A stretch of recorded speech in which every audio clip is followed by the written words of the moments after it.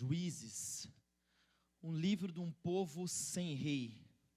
Não somente um povo sem rei, mas um povo que voltava a pecar, fazer o que era mal perante o Senhor constantemente. E no sábado passado nós estudamos aqui, você que nos assiste pela internet, se sinta bem-vindo e nós convidamos você a se conectar com as mensagens que foram pregadas aqui anteriormente. Sábado passado explicamos aqui que o livro de Juízes ele tem uma metanarrativa. Observem o que eu vou falar aqui. O que é uma metanarrativa? É uma narrativa superior, uma narrativa que dá estrutura às outras narrativas que vão ser construídas. Por exemplo, quando nós estudamos a Bíblia dentro da perspectiva do grande conflito. O grande conflito é a metanarrativa que faz a gente interpretar a Bíblia. Então a gente entende que existe um conflito dos anjos do bem e contra os anjos do mal, lutando pela salvação ou perdição humana. E toda vez que a gente vai ler um livro, nós precisamos entender qual que é a metanarrativa, qual que é o contexto geral que esse livro ele está escrito ou incluído ali. E a metanarrativa do livro de Juízes é que o povo é um povo sem rei e eles pecaram quando não expulsaram os cananitas de Canaã. E por que Deus queria que eles expulsassem o povo? Porque o povo tinha muita corrupção moral e eles chegavam até sacrificar crianças. Vocês entendem por que Deus queria que eles expulsassem? Só que eles não expulsaram. E como resultado dessa não expulsão, o livro de Juízes é escrito. O povo está em paz, depois eles pecam, depois eles clamam, depois eles recebem o libertador liberta, depois da libertação vem a paz, e aí depois começa o ciclo de novo. E toda vez que nos reunimos aqui, a gente sempre vai começar do início do ciclo, porque na Bíblia, você vê capítulos, né? Capítulos e versículos, e assim a gente organiza a Bíblia. Só que o texto original não tem capítulos nem versículos. Como que a gente sabe quando uma história começa e quando uma história termina? No caso do livro de Juízes, começa sempre quando um ciclo começa. E qual que é um dos marcadores do ciclo? O povo voltou a fazer o que era mal perante o Senhor. Então a história do nosso personagem de hoje, que é chamado de Jefté, começa lá no capítulo 10 do livro de Juízes, verso 6. Se você não está acostumado, a gente está lendo a Bíblia aqui na igreja. Então, abra sua Bíblia aí, capítulo 10, verso 6. E nós vamos ver aqui o início desse ciclo do Jefté, o herói sem saber. Verso 6 do capítulo 10 diz assim: os filhos de Israel tornaram a fazer o que era mal aos olhos do Senhor, e adoraram os Baalins, Astarote, os deuses da Síria e os de Sidom, de Moabe, dos filhos de Amon e dos filisteus. Aqui começa de novo esse mesmo batidão. E não fica achando estranho isso não, porque isso parece muito com a sua vida. Parece muito com a sua vida isso aqui. Você vem na igreja, pede perdão para Deus, Jesus vai e faz o quê? Perdoa. Aí você, depois do perdão, fica em paz. E depois da paz, o que você volta a fazer? A pecar de novo. Aí você vai e pede perdão, ele perdoa, te entrega o libertador. Aí você fica em paz. Aí você volta a fazer o que era mal perante o Senhor. Por mais estranho que a gente pareça, essa é a história da nossa vida também. E aqui nós conhecemos esse personagem, Jefté. E eu escolhi aqui o texto, a perícope menor, o verso 1 a 3 do capítulo 11, nós vamos ler um pouquinho sobre esse nosso personagem, sobre esse juiz aqui, chamado Jefté. Todos os sábados nós estamos com uma arte específica produzida para esse sermão, então a intenção é que a arte aqui se comunique com o que eu vou falar, e eu gostaria que você fizesse utilização desse recurso na sua compreensão do sermão. Verso 1 do capítulo 11, vamos entender quem é esse homem aqui. Jefté, o gileadita, era homem valente, porém filho de uma prostituta. O pai dele se chamava Gileade. Gileade também teve filhos da sua esposa. Olha que rolo. Olha a novela aqui. O Jefté era filho de uma mulher que não era a esposa do pai dele. Era uma mulher cananita que a Bíblia descreve como uma prostituta. E que não necessariamente era uma prostituta. Não necessariamente era uma prostituta. Ela podia ser lida como uma prostituta socialmente, mas talvez a vida dela não correspondesse à prostituição que nós temos hoje, tá? Então existe uma leitura que o escritor bíblico declara que essa mulher que não era a esposa do cara era uma prostituta porque ela se deitava com homens que não era o marido dela. Então não é exatamente a prostituição como nós lemos hoje. Pode ser, mas nós não temos certeza disso. O que nós temos certeza é que Jefté era filho de um homem que tinha esposa, que tinha filhos, e ele se torna então filho de um filho bastardo, um filho de um pai que não quer assumir. E o texto vai dizer aqui para a gente. Verso 2, Gileade também teve filhos da sua esposa. Esses filhos cresceram e expulsaram Jefté, dizendo, você não herdará nada na casa do nosso pai, porque é filho de outra mulher. Então Jefté fugiu da presença de seus irmãos e foi morar na terra de Tobi. Ali, alguns homens sem valor se juntaram, ou na sua versão pode estar escrito assim, vadios, né? Homens sem valor se juntaram a ele e o seguiam. Então, quem que era Jefté? Jefté era um filho de uma prostituta. Era um filho de uma prostituta, de uma mulher que nem era daquele povo, mas o pai dele teve a relação com essa mulher, dessa relação ele nasceu, e ele foi rejeitado pelos irmãos. E como ele foi rejeitado, o que ele faz? Ele sobe o morro, ele vai lá para Tobi. Eu e minha esposa, nós costumávamos ir, quando morávamos na Jordânia, para uma região ao norte da Jordânia, chamado Jerash, que o pessoal chama de Gadara, né? Essa região ali em cima, antes de chegar no Mar da Galileia, era a região onde esse homem foi se refugiar. Esse homem fugiu, porque não fazia mais sentido ele ficar num lugar onde ele não era aceito. Então ele foge e se junta muitas pessoas dele que eram vadios, bandidos, gente que a gente chama de tranqueira, sabe? Tranqueira. Foram tudo lá para o morro. E o Jefté se torna o chefe do morro. Porque ele era valente. Ele tinha essa coragem e tinha essa liderança. E então ele começa a viver lá em Tobi, longe da terra dele, longe do pai dele, rejeitado, valente, filho de uma prostituta e chefe do morro. Não se esqueça disso, era chefe do morro. Só que o que acontece? A história diz que os gileaditas começaram a ficar com medo, porque o rei Amonita, o rei que governava Amon, queria atacar Gileade.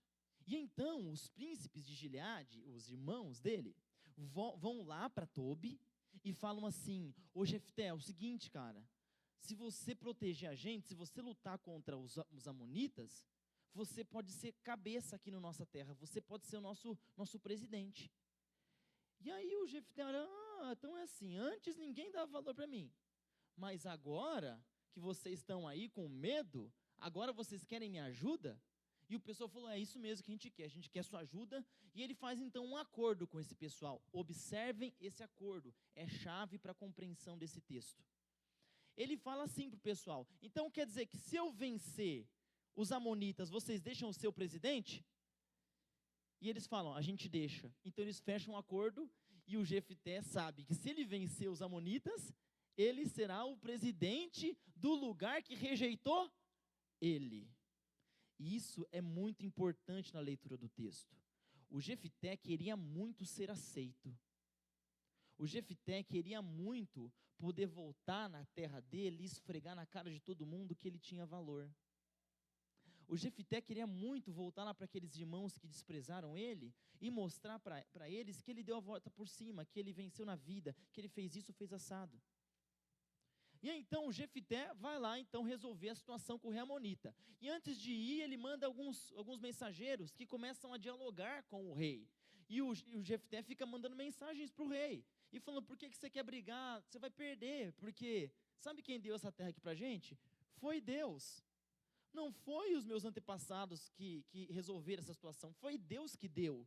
E você viu o que aconteceu com os reis que antecederam você? Ninguém aguentou com esse Deus de Israel. Então é melhor você não criar problema com a gente, porque você vai perder.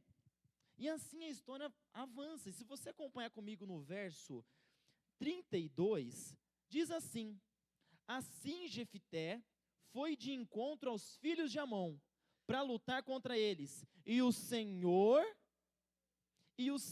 os entregou nas mãos de Jefité. Que coisa linda, gente. Jefité coloca aquilo na mão de Deus. Jefité sabia que Deus é que resolvia as coisas, coloca na mão de Deus e Deus vai e dá a vitória a Jefité. Seria linda a história de Jefité se fosse só isso. Só que esse homem tem cara de que está feliz, gente? Tem alguém feliz aqui na frente? Tem alguém em paz consigo? Tem alguém acomodado nos seus sentimentos, nas suas emoções? Não, não tem. Jefité não era essa figura tranquila, pacífica. Ele tinha problemas consigo e tinha problema com todo mundo. Porque quem não resolve o problema dentro de si, não resolve o problema fora. Acontece que Jefité fez um acordo com o povo de Gileade. Porque a mentalidade de Jefité era sempre de troca. Eu te dou e você me dá. Eu faço alguma coisa para você e eu recebo algo de você. Se eu fizer isso, eu ganho isso. E Jefité faz um acordo com Deus. Se você acompanhar comigo, aqui no verso 29, diz assim: então o Espírito do Senhor veio sobre Jefité, verso 29. Ele atravessou Gileade e Manassés e passando por Mispe e Gileade, foi até os filhos de Amon. Jefité fez um voto ao Senhor, dizendo: se de fato entregares os filhos de Amon nas minhas mãos, quem primeiro sair da porta da minha casa para se encontrar comigo, quando eu voltar vitorioso sobre os filhos de Amon, esse será do Senhor, e eu o oferecerei em holocausto, em sacrifício. Vocês continuam admirando o Jefité? E o Jefité vai, e o verso seguinte vai dizer que o Jefité ganhou a batalha. O Jefité ganha a batalha. E aí então, eu quero que você leia comigo, a partir do verso 33. Diz assim o texto: ele os derrotou desde Aroer até as proximidades de Menite, 20 cidades ao todo, e até Abel-Queraim. Foi uma grande derrota para os filhos de Amon, que assim foram subjugados pelos filhos de Israel. Olha só, agora é o momento que o libertador libertou Israel. Mas o que Jefité faz? Quando Jefité volta para sua casa, em Mispa, a filha saiu ao seu encontro, tocando o tamborim e dançando. E ela era filha única. Ele não tinha outro filho nem filha. Quando Jefité a viu, rasgou as suas roupas e disse: ah, minha filha, você me prostra por completo. Você passou a ser a causa da minha ruína, porque eu fiz um voto ao Senhor e não posso voltar atrás. E ela lhe disse: meu pai, você fez um voto ao Senhor, faça comigo segundo o voto que fez. Agora que o Senhor vingou os seus inimigos, os filhos de Amon. E ela disse mais a seu pai: que me seja concedido apenas isto, deixa-me por 2 meses, por 60 dias, para que eu vá e desça pelos montes e chore a minha virgindade, e eu e as minhas companheiras. E o pai consentiu, dizendo: vá. Deixou-a ir por 2 meses, então ela se foi com suas companheiras e chorou sua virgindade pelos montes. Ao fim dos 2 meses, ela voltou para seu pai, que lhe fez segundo o voto que tinha feito. Assim, ela nunca teve relações com homem algum. Daqui veio um costume em Israel, de as filhas de Israel saírem por 4 dias, todos os anos, e chorar pela filha de Jefté. As pessoas fogem desse texto bíblico. Sabe por quê? Porque elas têm dificuldade de harmonizar um sacrifício humano em nome do Senhor. Por que tem dificuldade de compreender? Porque eles não usam, quem interpreta assim, não usam a metanarrativa do livro para entender o que está acontecendo na vida de Jefté. Vamos lá. Vamos lembrar que na Jefté, para a gente entender o texto? Jefité, ele era filho de quem? De uma prostituta, uma mulher que não fazia parte do povo de Deus ali, uma mulher cananita. Ele tinha essa ascendência cultural. Segundo problema nessa história aqui, é que o povo de Israel estava vivendo no meio de um povo que fazia sacrifícios humanos, principalmente sacrifício de crianças. É por isso que Deus falou, quando vocês entrarem, expulsem esse povo, porque se vocês ficarem no meio, vocês vão fazer o que eles fazem. Mas lá no capítulo 2 de Juízes, quando Deus manda Judá entrar e expulsar, a Bíblia diz que Judá expulsou só os da montanha e deixou o povo cananita no vale. E aí então Jefité está com esse problema, porque ele parece ser um herói, mas ao mesmo tempo ele mata a filha dele? Como que a gente pode harmonizar isso com Hebreus capítulo 11, que fala assim, e pela fé Jefité dominou os inimigos do Senhor? Como que alguém que sacrificou a própria filha pode ser mencionado em Hebreus como um herói da fé?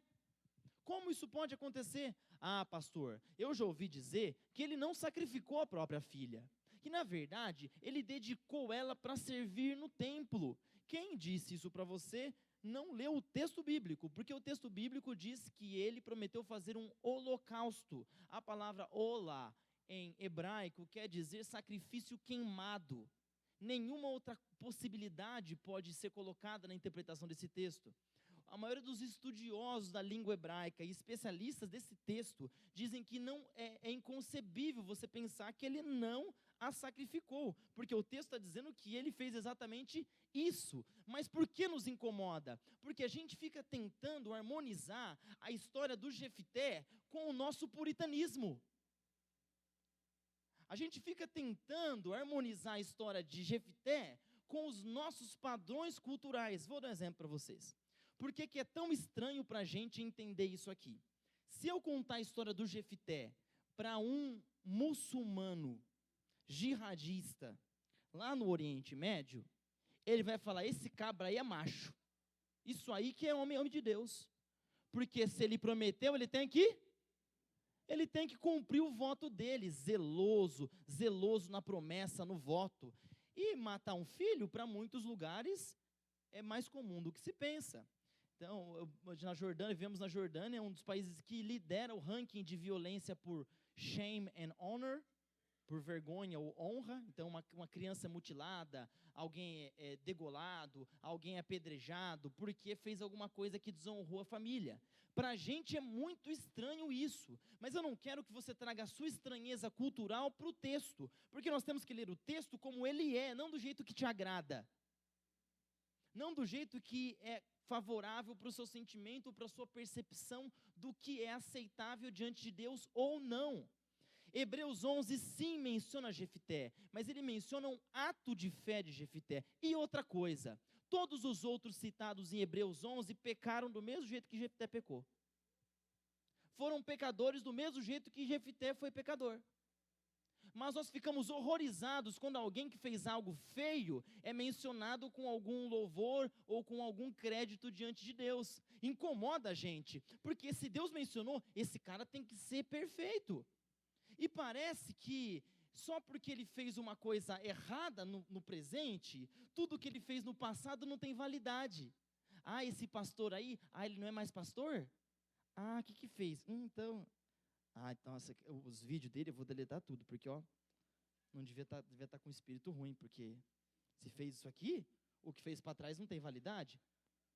Não tem nada a ver. Você é capaz das piores coisas. E um grande problema da religiosidade que a gente cria para a gente mesmo é nos iludirmos com a ideia de que não podemos, que nós nunca faríamos coisas absurdas. Você se engana se você pensa isso de você mesmo. Você tem um tremendo potencial para o mal e para a perversidade. O texto original nos indica que Jefité sim sacrificou a filha dele, mas vamos entender o porquê ele sacrifica a filha dele? Sem justificar, entender o porquê ele sacrifica. Ele vivia numa cultura sacrificialista, onde para você ganhar algo, você tem que dar algo. Você lembra o trato que ele fez com Gileade? Se eu vencer, eu viro presidente? Beleza. Aí ele vai para Deus e fala assim, eu quero muito ser presidente, sabe por quê? Porque eu me sinto rejeitado. Eu preciso melhorar o meu senso de valor. Então, para isso acontecer, eu preciso vencer, porque eu vou lá na minha casa agora e eu vou ser líder sobre eles e todo mundo vai ver que eu tenho valor. Então, para isso, ele falou, eu preciso ganhar. Só que o Jefté, ele tinha um conhecimento sobre Deus. Era pequeno, mas ele tinha um pouquinho. Ele diz lá para o rei Amonita, você sabe que quem decide o fim das guerras é Deus. É Deus que define o fim das guerras, não é você, não é minha força, não é meu antepassado, é Deus. Se Deus deu essa terra para mim, não vai ser você que vai tirar. E eu fico pensando, Deus olhando para o Jefté, e falou assim, Jefté, eu estou muito orgulhoso de você. Jefté, você, olha, eu preciso, high five, high five, high five, high five. Valeu, Jefté. Sabe por quê? Porque Jefté era o filho de uma prostituta. O Jefté foi alguém que foi tirado do círculo do povo de Deus. Foi se criar lá na montanha, no meio de bandido. No meio de gente que sacrificava crianças. O Jefté nunca teve oportunidade de aprender coisas que os gileaditas aprendiam. O Jefté cresceu se criando sozinho no mundo, numa cultura totalmente destruída. E o Jefté chega lá e fala assim, se o Senhor de Israel quiser, nós vamos vencer essa batalha.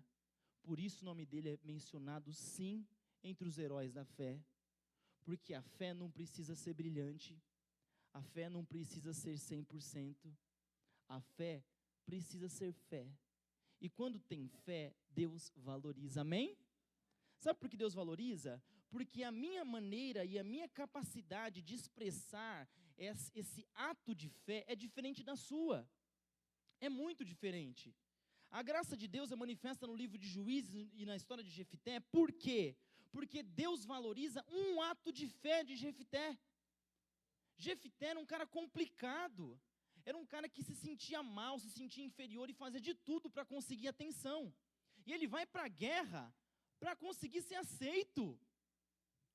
E ele vai a todo custo. E ele queria ganhar a todo custo. Sabe o que ele fez a todo custo? Para eu ganhar, eu tenho que oferecer alguma coisa massa, alguma coisa legal para o Senhor.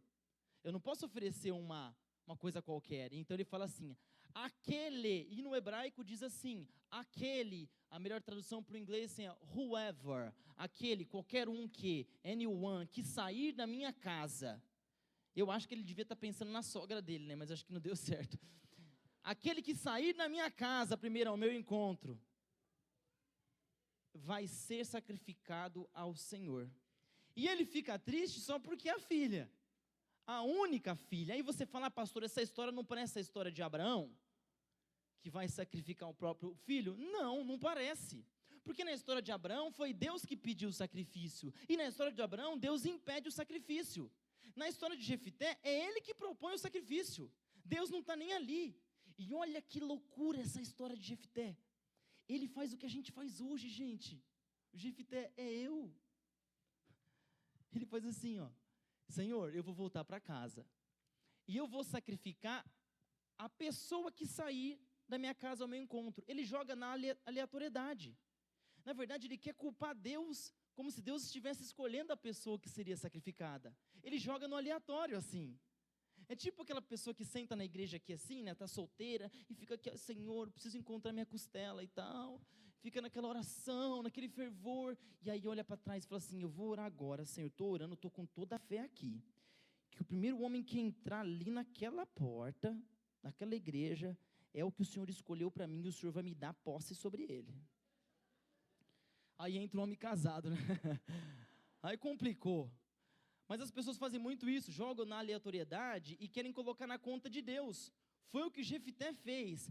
É totalmente coerente com a cultura que ele vivia. Cultura sacrificialista, de entrega, de troca. Ele não entendia que nada era de graça. Tudo era base do mercado, da troca. E assim ele faz com Deus. Ele sacrifica a filha dele ali.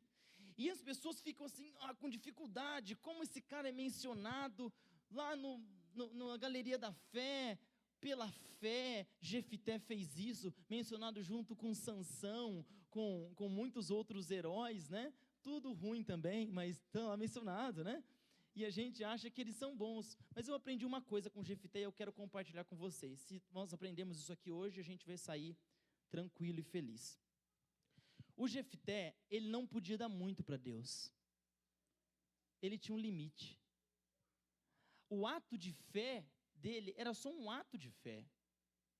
Eu não sei se você já lidou com alguém que está tentando aprender alguma coisa, ou lutando para melhorar em algo. Não sei se você já viveu isso. Mas eu lembro que quando o Sassá estava começando a falar, assim, estava falando, estava querendo falar, ele estava demorando para falar, então a gente ficava naquela coisa, fala, não começa a falar e tal. Até que um dia a gente estava no terapeuta, e ele não falou, né, mas ele apontou assim, ó, ele fez assim, apontou para um lugar, né, aí o terapeuta falou, tá vendo, ó, linguagem aí, ó, linguagem isso aí, pai, daqui a pouco tá falando. Para o pai que fica comparando o seu filho com outras crianças que estão falando, ele não consegue enxergar aquilo. Mas o terapeuta falou assim, não, isso é linguagem. Está construindo linguagem, daqui a pouco, ó, está falando, pai. Está falando. E ele fez assim, give me 5. E bateram assim, pá. Ele falou, ó, linguagem. Ele falou, ó, linguagem. Valorizar os pequenos passos, as pequenas vitórias, as pequenas expressões de fé. Deus é especialista nisso, de valorizar o seu ato de fé de hoje, de sábado de manhã, que veio aqui hoje para essa igreja, e acaba sendo um ato de fé, porque talvez você nem deveria estar aqui. O Jefté era alguém perdido, era alguém rejeitado, machucado, mas teve um momento lá na história dele que ele fala assim lá para o rei, olha, se você lutar contra mim, você vai perder, sabe por quê? Porque é Deus que manda nisso aqui. Eu não sei muito dele, mas o que eu sei é suficiente para te falar que você vai perder. E Deus olha para o Jefté e fala, você me reconhece assim, Jefté? Você me reconhece desse jeito? Eu fico imaginando em Deus chorando. Eu fico imaginando em Deus vendo um filho que conseguiu dar um passo que para ele era difícil. Eu fico imaginando Deus vendo um filho que sabe da limitação dele, da onde ele veio, o que ele aprendeu e o que ele não aprendeu, e hoje ele está aqui, apontando para esse brinquedo. Ó, tem fé aí, hein? Tem fé aí. O mundo pode achar que não tem. O seu ato de fé de hoje de manhã pode ser pouquinho para várias outras pessoas. Mas eu quero dizer para você que nesta manhã, Deus valoriza sim o seu ato de fé. E Ele anota na tua história. E Ele nunca vai esquecer cada passinho que você dá na direção dEle. Tem gente hoje aqui, que nem lê a Bíblia, muito menos lembra de Deus durante a semana. E você pode olhar para ele e falar, tem nem vergonha na cara, está aqui, olha lá, isso aí não vale nada. Não vale nada, está aqui na igreja hoje, dona de santa aí, mas ó, durante a semana, ó, isso aí vive só fazendo coisa errada. Nem sei porque está aqui. Eu falo para você porque está aqui. É o ato de fé dela. E Deus acolhe com muito amor. Quero dizer para você que Deus te acolhe. Ah, mas esse fulano aí, ó, isso aí, pastor, eu conheço aí há muito tempo. Isso aí não é o que parece, não. Jefté queria ganhar a guerra para se mostrar. E mesmo assim Deus deu.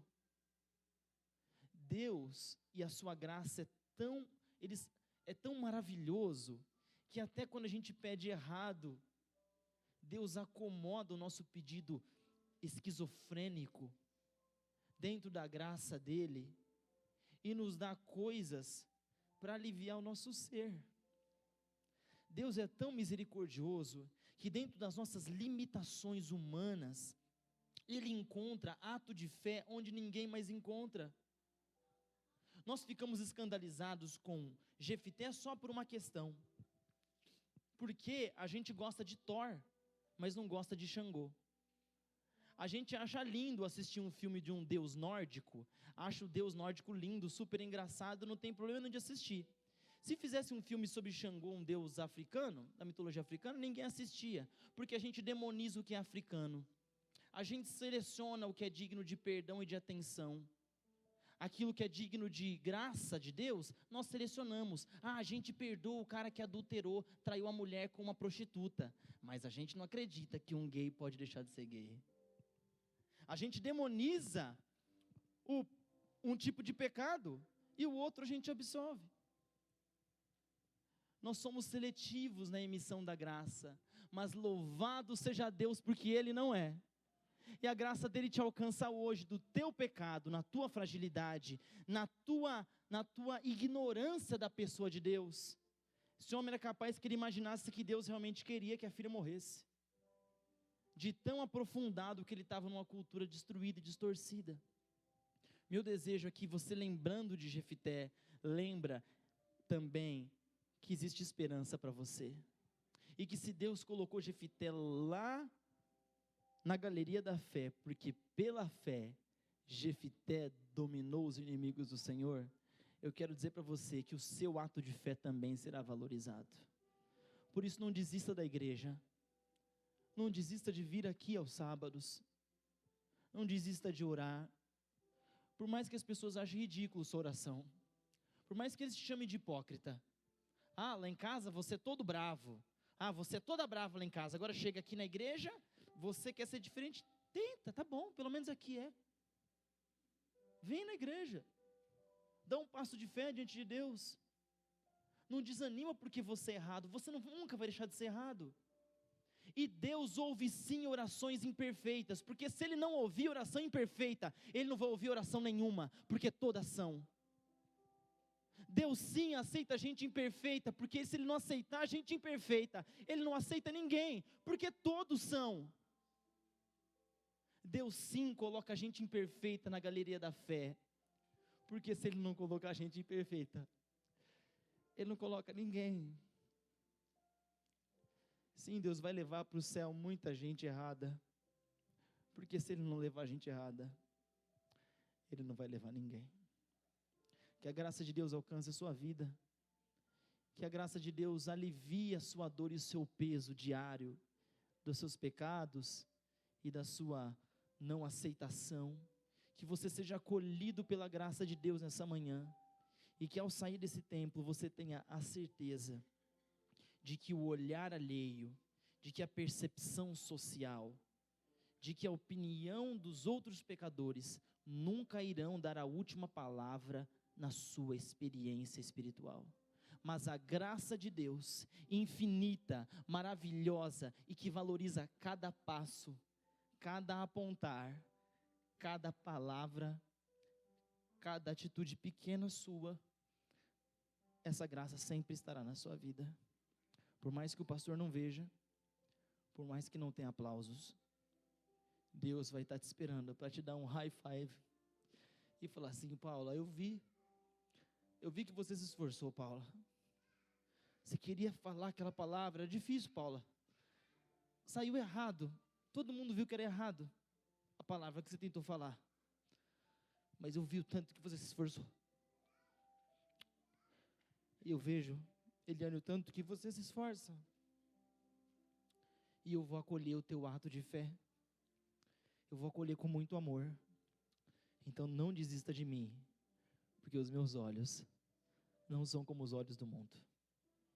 Grandioso Deus, é com muito amor ao Senhor, é com muita gratidão que elevamos nossa alma a Ti, porque a Tua graça acolheu um homem perdido chamado Jefité. A Tua graça não justificou atitudes horrendas, mas justificou uma vida horrenda. A Tua graça, ela não explica, a Tua graça, ela não tenta amenizar as consequências dos nossos erros, mas a Tua graça alivia e ameniza a nossa percepção terrível que temos de nós mesmos. Ela reconstrói o nosso valor diante de Ti, ela reconstrói o nosso valor diante de nós mesmos. E nesta manhã, Senhor, nós estamos aqui para dar um passo, uma fé quase pela metade, um pouco para lá e um pouco para cá, mas é a nossa fé, Senhor, é o que eu tenho para Te oferecer, é o que a igreja do Riacho Grande hoje tem para te oferecer. Então seja misericordioso como foi com Jefité, e por favor, sim, mencione cada um de nós em alguma galeria da fé por aí pelo universo, porque nesse sábado de manhã, nós com a nossa história, com os nossos problemas, com os nossos traumas, com as nossas dores, com as nossas tristezas, estamos aqui para declarar que tudo que acontece nessa terra vem das tuas mãos, Senhor, e se não for pelas tuas mãos, nada acontecerá. Toma nossa vida em tuas mãos, nos espere com o braço aberto, porque mesmo com o passo curto, mesmo com as nossas dificuldades, a gente não vai desistir, porque a gente tem certeza de que o Senhor vai nos acolher. Nos abençoe com a tua graça. Em nome de Jesus assinamos essa oração. Amém.